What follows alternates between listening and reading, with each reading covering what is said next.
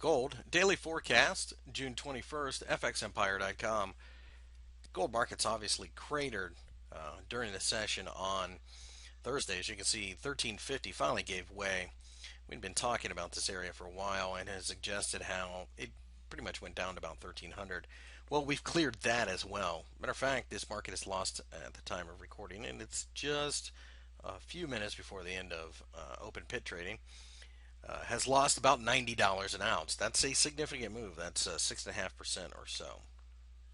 We are closing at the very lows of the session, and because of that, it looks like continuation will more than likely happen. We still think, though, that the way to trade this market is going to be wait for the bounces and signs of weakness. Selling down here is probably a bit risky just simply because we've come so far so fast. Typically, these moves get a bit of a bounce, but one would suspect that any bounce here is going to be a sucker's bounce. All metals out there are being slaughtered during the session. It's not just the precious metals, although silver definitely got whacked, but even ones such as copper and base metals like that, aluminum, iron.